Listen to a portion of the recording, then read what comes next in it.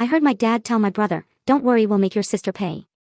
I walked off and moved all my money that same night. But what they didn't know was. Can you imagine overhearing your own father plot your financial ruin, all to bail out your spoiled brother?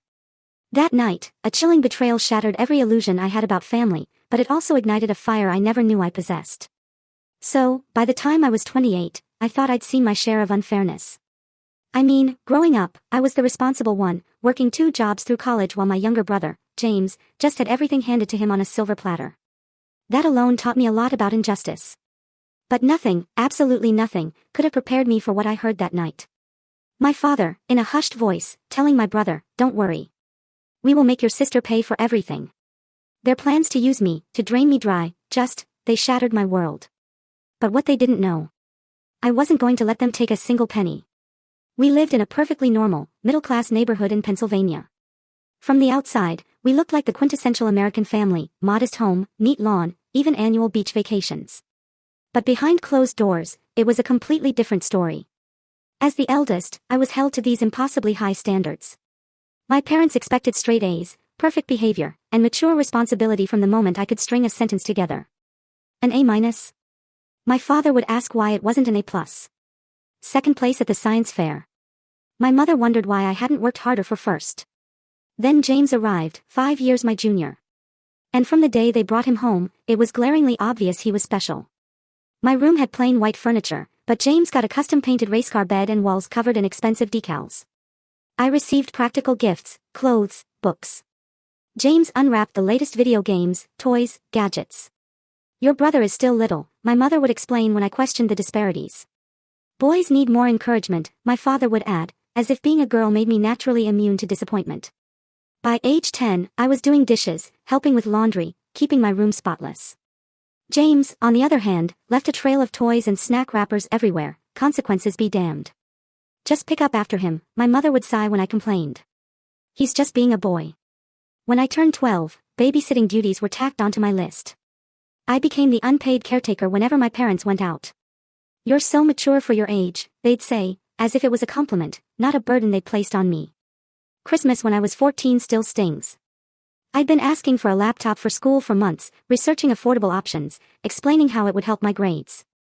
That morning, I unwrapped a second-hand laptop that barely worked. A few hours later, James was tearing open a brand new gaming computer, 3 times the price of what I'd asked for. "Your brother needs it for his games," my father said, seeing my face. "And you know, games help with hand-eye coordination." My education. My needs. Those questions just hung in the air, unasked, because I already knew the answers. At 16, I got my first job at a grocery store, working weekends and summers. Not because I wanted to, but because I needed my own money. James got a generous allowance just for existing, while I worked 20 hours a week to afford what they freely gave him. "It builds character," my father said, patting my shoulder, as if he was doing me a favor by forcing me into early adulthood. High school brought more of the same. When I needed money for a school trip to Washington, D.C., my parents told me to use my savings. 6 months later, they paid for James to attend a 2-week computer camp that cost twice as much. "Your brother needs these opportunities for his future," my mother explained. My future, apparently, wasn't worth the same investment. This pattern repeated through every birthday, every holiday, every milestone. James received celebrations and rewards, I received expectations and responsibilities. My achievements were met with a nod, his mediocre accomplishments were celebrated with parties. What truly hurt wasn't just the material differences, though those were huge. It was the emotional investment my parents poured into James, leaving me to fend for myself. They went to every single one of his soccer games, cheering their heads off, but missed my honor society induction because something came up. They framed his participation certificates and middle school art projects while my academic awards collected dust in a drawer. Through it all, I watched James transform from a spoiled child into an entitled teenager. He expected everything to be done for him, threw tantrums when told no, and developed this concerning lack of empathy. By 18, he could barely do his own laundry. My parents just laughed it off as boy behavior and continued to coddle him. Meanwhile, I retreated, building walls around my heart, focusing on the one thing I could control, my own future. I studied harder than anyone, joined every academic club, and worked those grocery store shifts with fierce determination, saving every dollar. "Why do you always have to be so serious?" my mother would ask when I declined movie nights to study. "You'll miss these years," my father would comment when I chose work over family gatherings. They never understood. I'd already missed out on the family experience they'd so freely given James. I wasn't their child in the way he was. I was their responsibility, their helper, their backup plan, never their priority. By the time I graduated high school as valedictorian, I knew my success would always be viewed as expected, never exceptional. As I stood on that podium, delivering my speech about perseverance, I saw my parents in the audience. They were there, sure, but I caught them nudging James to pay attention, rather than watching me with pride. That night, as relatives congratulated me, I made a silent promise: I would build a life so successful, so undeniably impressive, that even my parents would have to acknowledge my worth. Not because I still craved their approval, but because I needed to prove to myself that I wasn't the afterthought they made me feel like for 18 years. Little did I know, this decision would lead me to the most painful betrayal of all, and ultimately, to my freedom. The summer after graduation was a blur of long shifts and college prep. I'd gotten into a respected state university with a partial academic scholarship, 40% of tuition. A huge achievement, but still a significant gap to fill. "We need to talk about college," my father announced one July evening, calling me into his office. My mother sat beside him, her expression carefully neutral. I'd known this conversation was coming. For years, they'd vaguely mentioned helping with my education.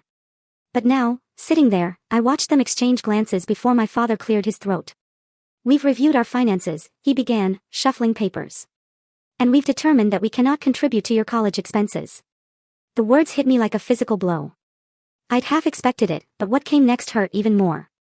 "We need to save for James's education," my mother added softly. "You know how prestigious those computer science programs are. They cost a fortune." James was 3 years away from college, but his education was already taking priority over mine. "I understand," I said. What else could I say? Arguing wouldn't change anything. Crying would only give them the satisfaction of seeing me break. Instead, I asked practical questions about financial aid and student loans, taking notes like it was a business meeting, not another parental betrayal. That night, I revised my budget, applied for every scholarship I could find, and then applied to 3 more part-time jobs near campus. I knew I'd need to work at least 20 hours a week to cover books, housing, and the tuition my scholarship didn't touch. By September, I had 2 jobs: university library, 15 hours, coffee shop, weekends. Between classes, work, and studying, I averaged about 5 hours of sleep a night. My tiny dorm room became my sanctuary. My roommate, Alyssa, quickly became a friend, often worrying about my punishing schedule.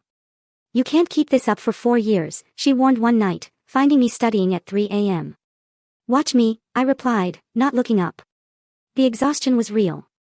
There were mornings I could barely drag myself out of bed, nights I fell asleep with my face pressed against my laptop. I caught every cold that went around.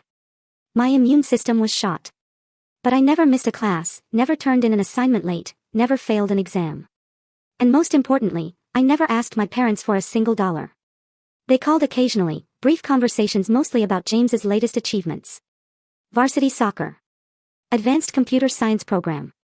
He needed a new laptop. "We just bought him the newest MacBook Pro," my mother shared. "It cost a small fortune, but your father says it's an investment in his future." I thought about my own ancient laptop, held together with duct tape, but said nothing. During my sophomore year, I declared a finance major. I found a genuine passion for it beyond career prospects. Numbers made sense. Models didn't play favorites or change rules. There was clarity and fairness in finance that I'd never found in my family. I excelled, earning respect from professors who mentored me, recommending me for internships. The summer after junior year, I landed a coveted internship at a New York City financial firm. It paid enough for a tiny sublet and some savings. It was my first taste of real financial independence. That internship changed everything. My performance impressed senior management enough to offer me a full-time position upon graduation, with a starting salary that seemed astronomical to someone who'd been counting pennies her whole life. When I called my parents with the news, their response was predictably underwhelming. "That sounds nice, honey," my mother said. "Oh, before I forget, James got accepted to that MIT computer science summer program. We're so proud of him." By the time I graduated summa cum laude, I'd worked thousands of hours, taken out the minimum student loans, and secured a position that would let me repay those loans within 2 years if I lived frugally. At 22, I moved to New York. My tiny studio apartment was a luxury. For the first time, I could buy groceries without checking every price, occasionally treat myself to take out coffee or a new book. I opened multiple savings accounts, each with a goal: emergency fund, loan repayment, future home. Every paycheck was carefully allocated. The frugality habits formed in college were deeply ingrained. My hard work at the firm paid off quickly. I volunteered for challenging projects, worked longer hours, consistently exceeded expectations. My first promotion came after 18 months, another a year later. Each step up meant more responsibility, but also more compensation. By 26, I'd repaid my student loans in full, built a 6-month emergency fund, and started investing aggressively for retirement. At 27, I'd saved enough for a down payment on a small, well-located 1-bedroom condo in Brooklyn. The day I signed those mortgage papers. That was probably the proudest moment of my life. I had a home, truly mine, earned through years of sacrifice and determination. Throughout these years, my relationship with my family remained distant but cordial. I called on birthdays, sent gifts for holidays. I visited Pennsylvania once or twice a year for brief, often awkward visits where conversation always revolved around James. James had eventually gone to college, though not the prestigious program my parents envisioned. After mediocre high school grades, he settled for the same state university I'd attended, but with full financial support. From what I gathered, he changed majors 3 times, took 5 years to graduate with a general business degree, then moved back home, ostensibly, to figure out his next steps. At 28, I had built the independent life I'd promised myself as a teenager. Financial security, career success, my own home, and a small but loyal circle of friends who were my chosen family. I'd proven I could survive and thrive without the support that had been so freely given to my brother. And then came that fateful weekend visit home. It was my mother's 55th birthday. Despite our complicated relationship, I'd never missed acknowledging it. This year, I made the trip home, partly out of obligation, partly because it had been 8 months since my last visit. I arrived Friday evening with an expensive handbag my mother had been hinting about, wrapped elegantly. My father greeted me with his usual distant politeness, a brief side hug before he returned to the baseball game. "Samantha, you finally made it," my mother said, accepting the gift with a smile that didn't quite reach her eyes. "James has been here since Thursday." Of course, he had. James, now 23, still lived at home despite graduating last year. He emerged from the kitchen with a beer, looking virtually unchanged. His designer clothes and new smartwatch hinted he wasn't struggling, despite his lack of steady employment. "The corporate drone returns," he said by way of greeting, smirking slightly. "How's life in the big city?" "Busy but good," I replied neutrally. I'd learned long ago that sharing details of my success only led to awkward silences or quick subject changes. Dinner that evening was a familiar exercise, discussing James's life and achievements, meager as they were. He'd applied to a few tech companies but was being selective. He'd joined a recreational soccer league. He was considering a coding bootcamp that would really launch his career. "The program costs $12,000, my mother mentioned. "But your father and I think it's a worthwhile investment." I nodded, chewing my lasagna, thinking about how they'd balked at contributing a fraction of that to my education. After dinner, James disappeared to meet friends. I helped my mother clean, making small talk about her garden club and the neighbor's new renovation. It was the superficial conversation of acquaintances, not mother and daughter. "We'll celebrate properly tomorrow," she said, wiping counters. "I have reservations at Giovanni's for 6. Giovanni's, the most expensive restaurant in town, reserved for special occasions. I nodded, knowing I'd be expected to contribute significantly to the bill. By 10:30, the house was quiet. My parents were in bed. I was in my childhood room, now a generic guest room. James hadn't returned. Unable to sleep, I went downstairs for water. The house was dark. I crept down, avoiding the creaky 3rd step. As I approached the kitchen, I heard the front door open, then close softly. Hushed voices. James was back, and my father had gotten up to speak with him. I froze. I didn't want to interrupt what sounded serious. I was about to turn back when I heard my name. "Samantha doesn't need to know," my father was saying, his voice low but clear. "This stays between us." I should have walked away. Some part of me knew whatever I was about to hear would change everything. But I stayed rooted, hidden in the hallway shadows.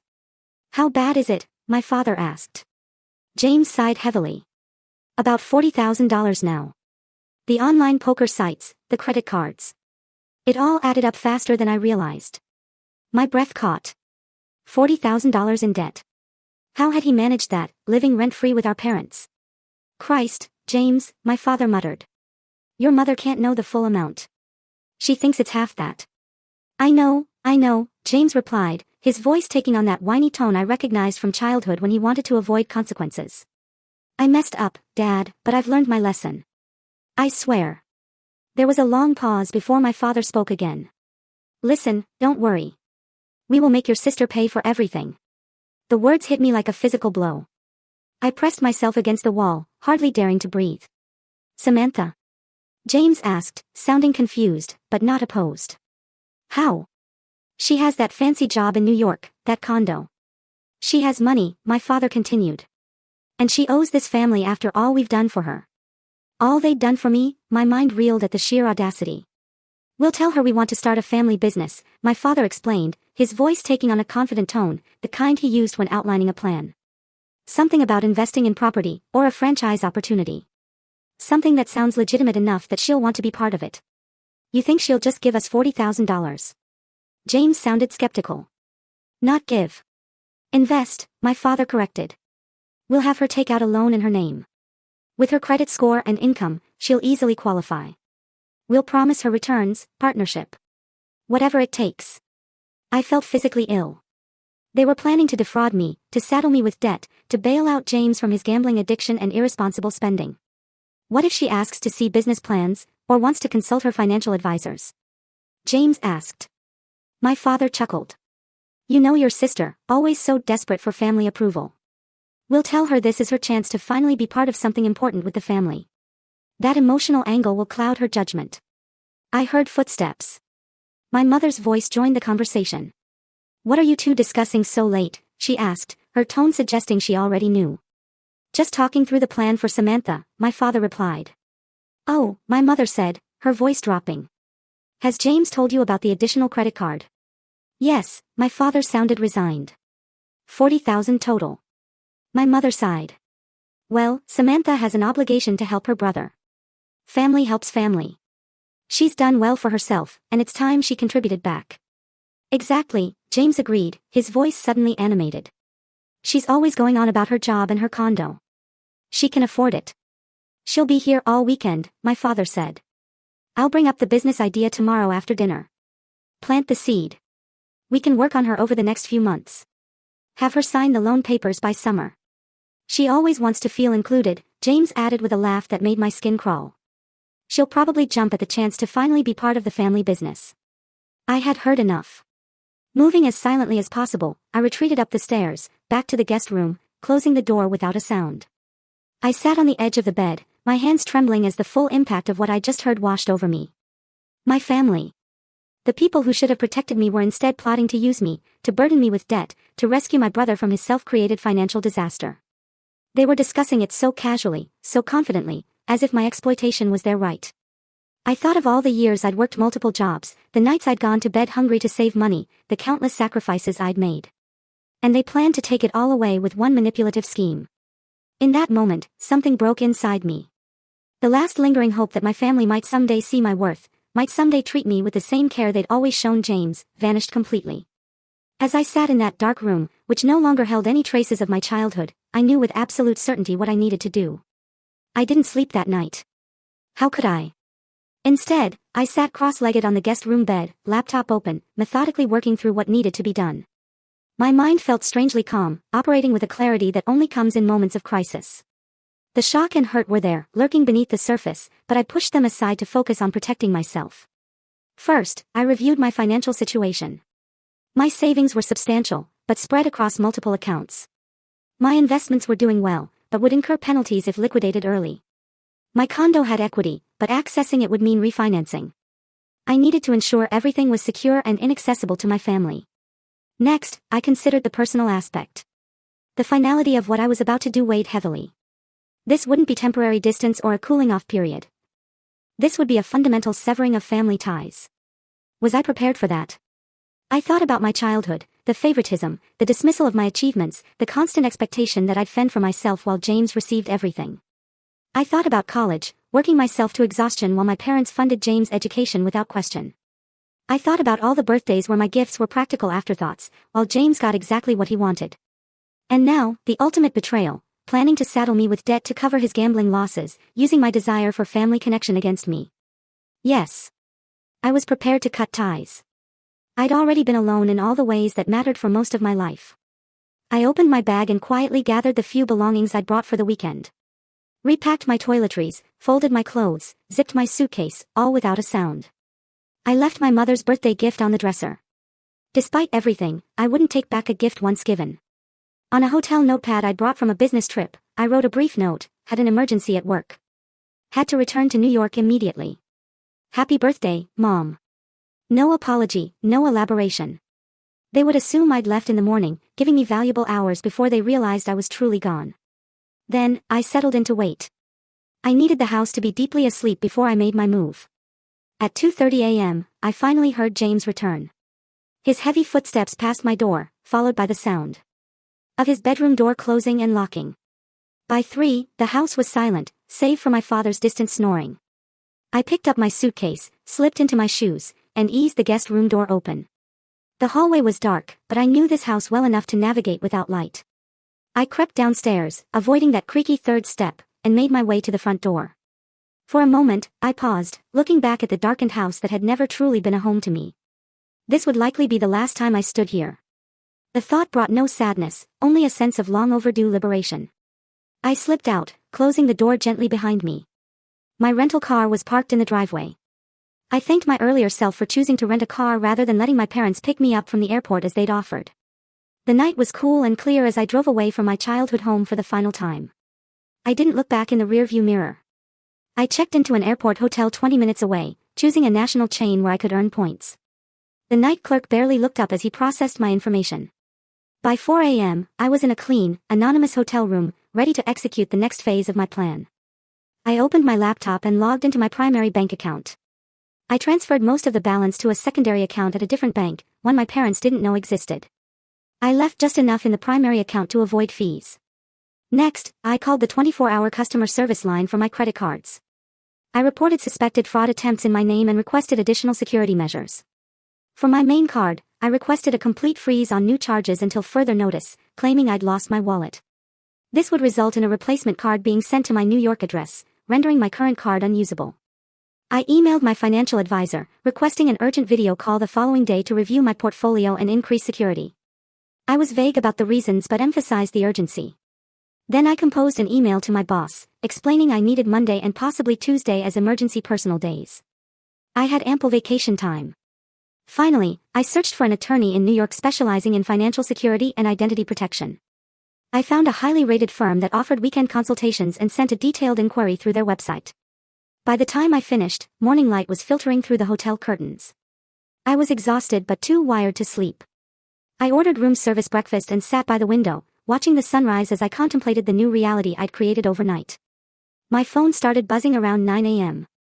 First, a text from my mother asking where I'd gone, then another, more concerned, then calls, first from her, then from my father. I silenced the notifications without reading or listening to their messages. Around 11 a.m., I checked out of the hotel and headed to the airport. I'd changed my flight to the earliest available, paying the change fee without hesitation. As I waited at the gate, I finally allowed myself to process what had happened. The hurt was profound. A physical ache in my chest that made it difficult to breathe. Not because I had lost something I had, but because I had finally accepted I never had it to begin with. My family had never seen me as someone to love and protect, only as a resource to exploit. I boarded my flight to New York with a strange mix of grief and determination. By the time the plane touched down at LaGuardia, I had made peace with my decision. I would protect myself, because no one else ever had. As I unlocked the door to my condo that evening, I felt a profound sense of homecoming. This space, purchased with my own hard-earned money, represented everything I had built for myself, despite my family's lack of support. I dropped my suitcase in the entryway and moved through the familiar rooms, touching furniture and belongings that were truly mine. Then I opened all the windows, letting the cool evening air sweep through, symbolically clearing out the last vestiges of my family's toxic influence. Tomorrow would bring practical challenges, meetings with advisors, attorneys, security measures, a new life to build. But tonight, in the safety of my own home, I allowed myself to feel the full range of emotions I'd been suppressing. I cried for the little girl who had never been enough. I cried for the teenager who had worked herself to exhaustion trying to earn love that should have been freely given. I cried for the young woman who had achieved remarkable success only to have her family view it as an opportunity for exploitation. And then, as the tears subsided, I felt something unexpected: relief. The constant effort of seeking approval from people incapable of giving it had been exhausting. Now that I knew the truth beyond any doubt, I could finally stop trying. That night, I slept more soundly than I had in years, my subconscious recognizing before my waking mind that I had finally freed myself from a lifetime of emotional debt. Sunday morning brought 27 missed calls and 43 text messages. I scrolled through them without reading, then deleted the entire conversation thread. I needed clarity and distance to execute my plan, and their words would only cloud my judgment. My father had also sent 3 emails, subject lines growing increasingly urgent. Where are you? Family emergency, discussion needed. And finally, call home immediately. I deleted those too.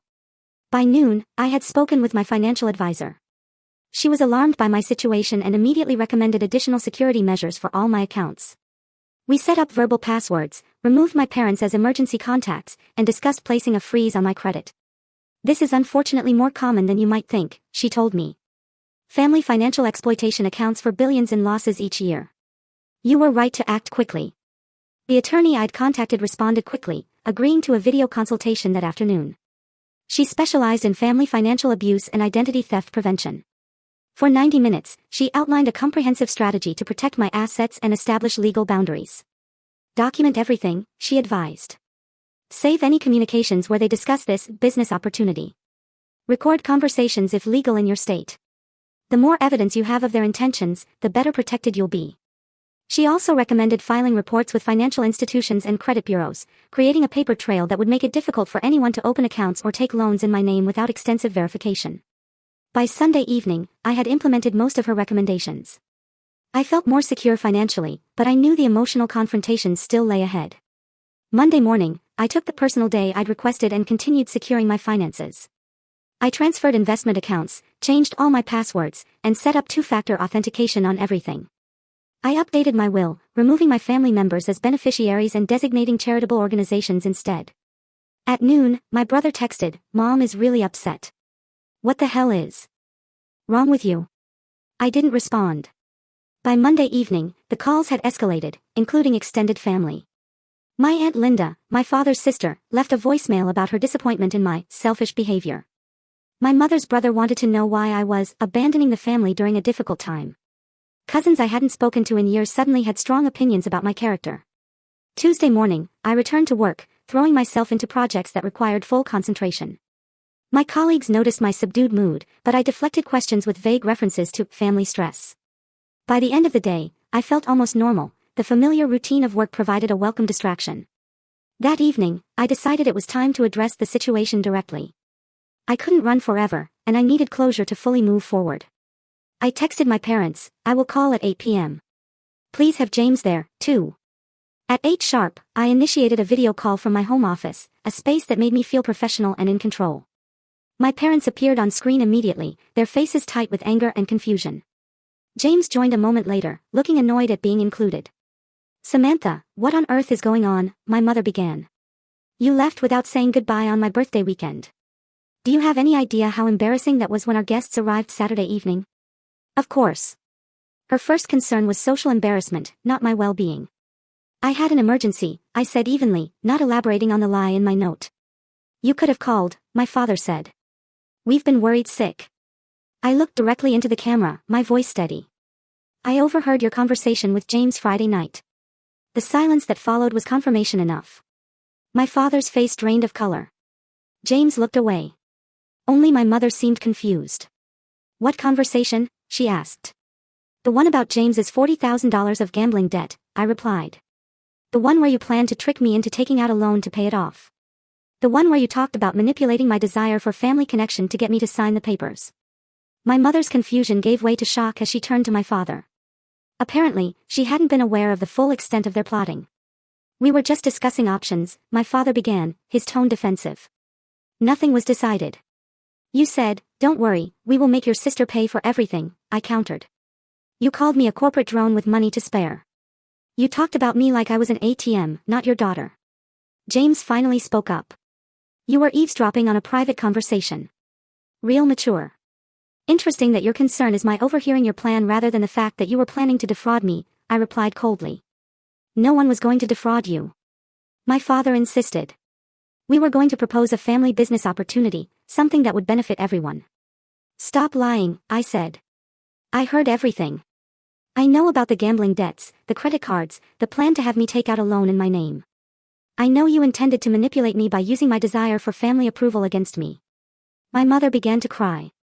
Whether from genuine distress or manipulation, I couldn't tell. "Families help each other," she said between sobs. "James made some mistakes, but he is still your brother."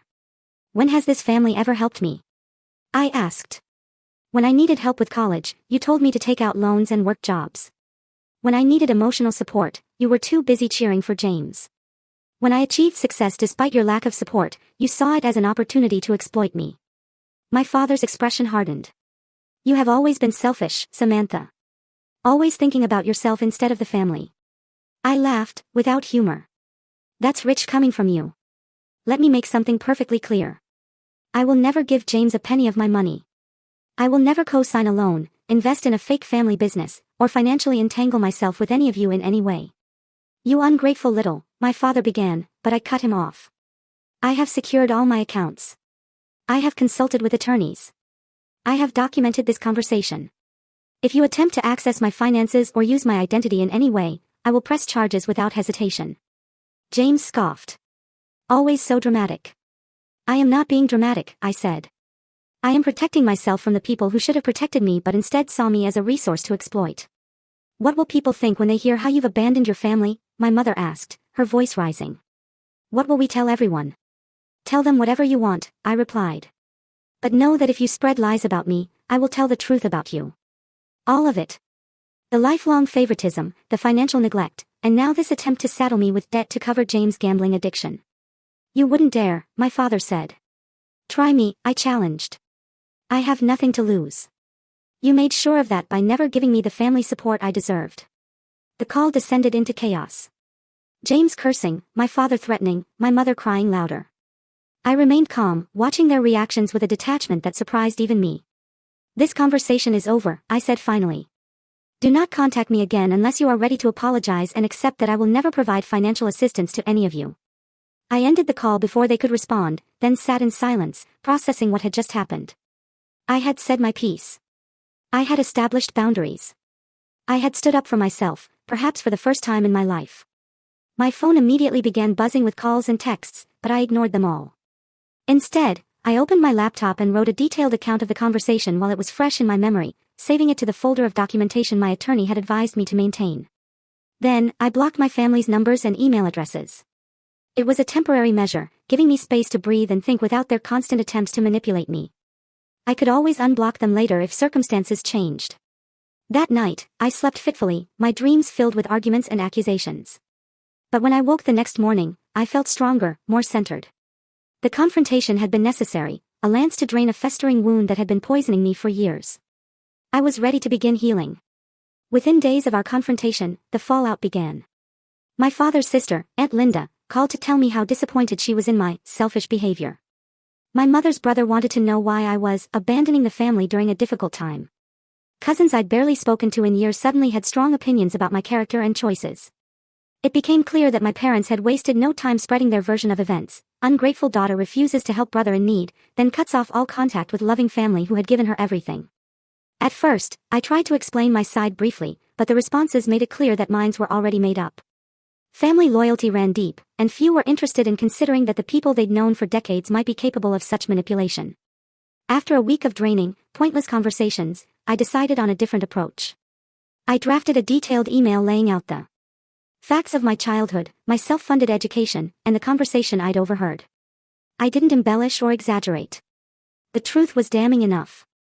I sent this email only to the family members I truly cared about, my grandmother Rose, who had always shown me kindness, my cousin Rachel, who had been something of a friend during childhood summers, and my uncle David, my mother's younger brother, who had occasionally noticed the disparity in how James and I were treated. "I don't expect you to take sides," I wrote in closing. "I only ask that you consider there might be more to this story than what you've been told. I have removed myself from a harmful situation, and I hope you can respect that decision even if you don't fully understand it." The responses surprised me. My grandmother called the next day, her voice shaking. "I always saw how they treated you differently," she admitted. "I said something to your mother once, years ago, but she dismissed me. I should have been more persistent. I should have done more to protect you." Rachel replied with a simple message, "I believe you." She shared her own observations of family gatherings where James received all the attention while my achievements were minimized. Uncle David's response was the most unexpected. He invited me to lunch and, over pasta at a quiet restaurant, revealed he had recently cut contact with my mother for similar reasons. Your mother and father have always had a blind spot when it comes to James, he said.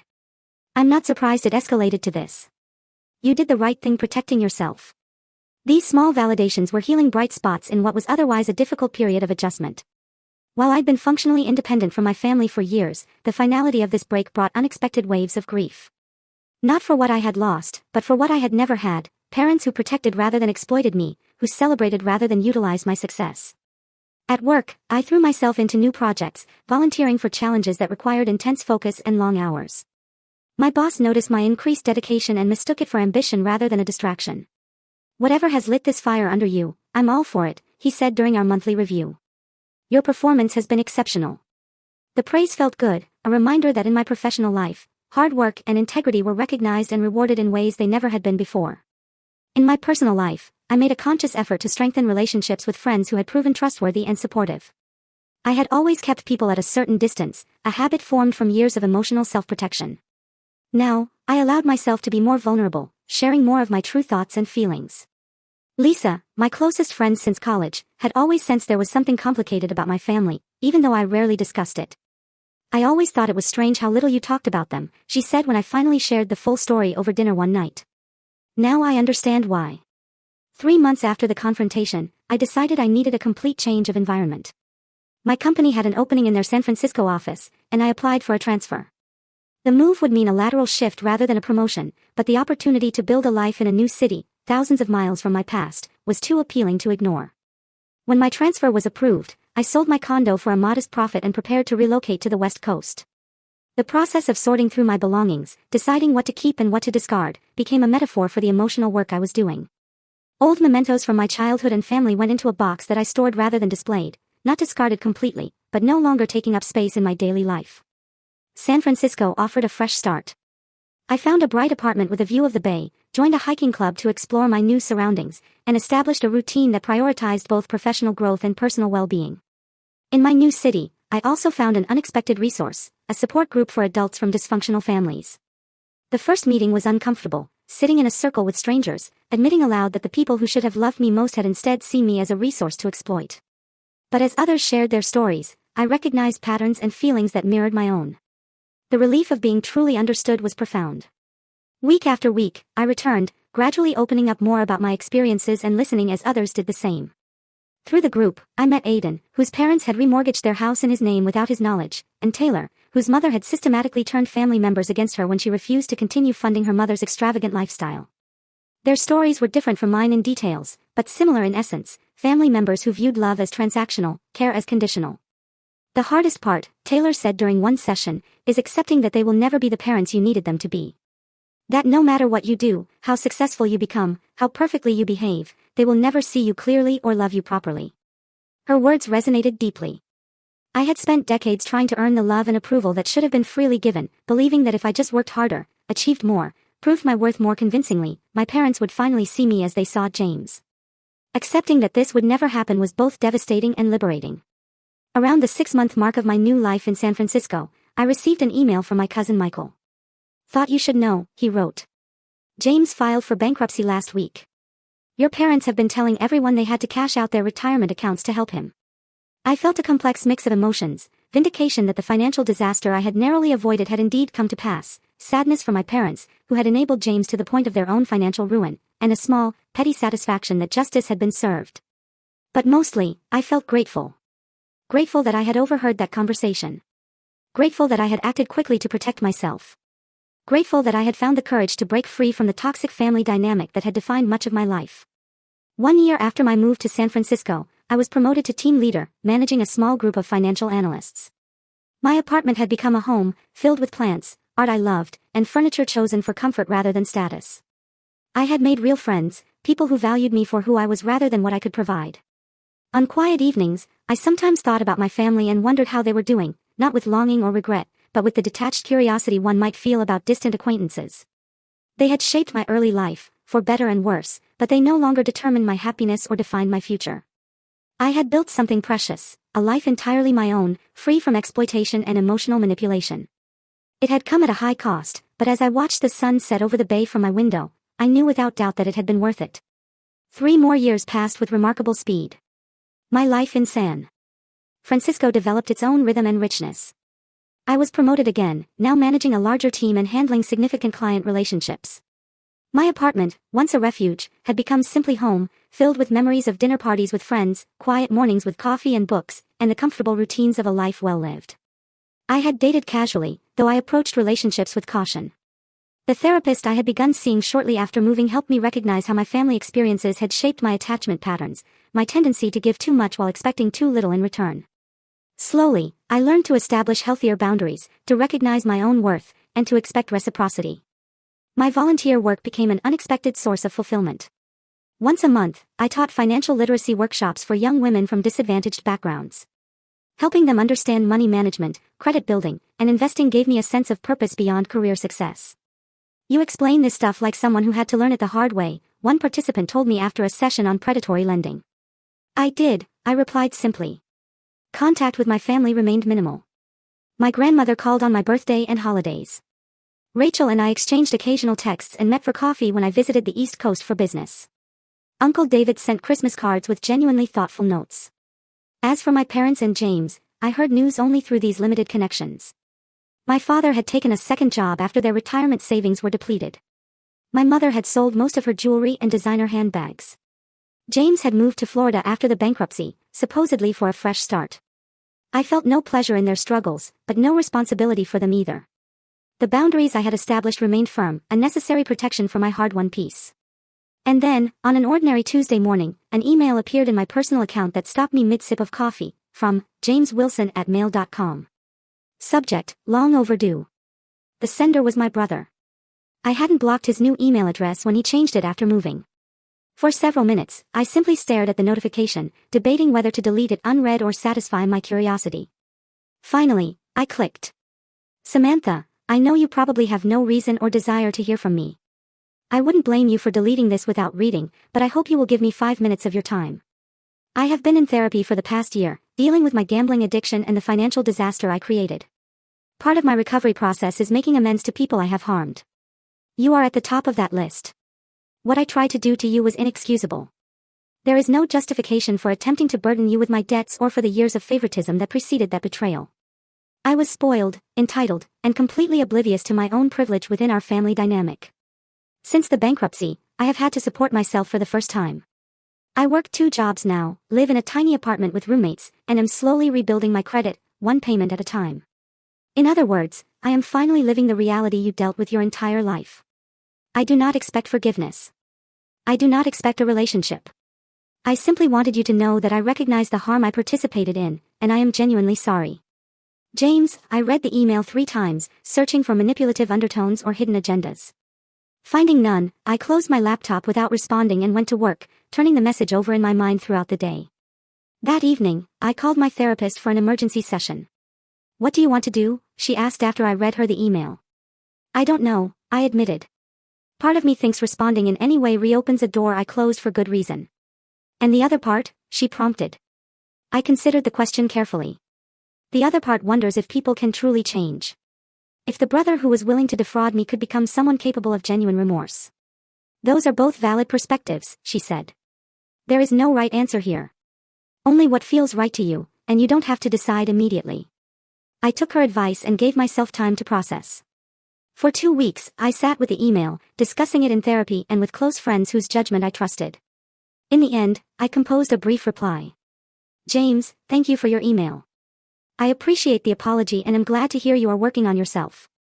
I need time to consider what, if any, relationship I might want to have with you in the future. Please respect that boundary. Samantha." His response came within hours. "I completely understand.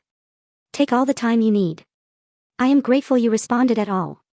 3 months later, after further consideration and therapy sessions, I agreed to a video call. The conversation was awkward but surprisingly civil. James looked different. The designer clothes and confident smirk were replaced by a simple t-shirt and a more thoughtful expression.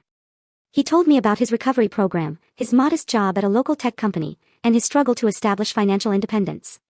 I shared limited information about my life in San Francisco, my career, and my volunteer work. We didn't discuss our parents much, though he mentioned they were still struggling financially and emotionally. They still don't fully understand what they did wrong, he admitted.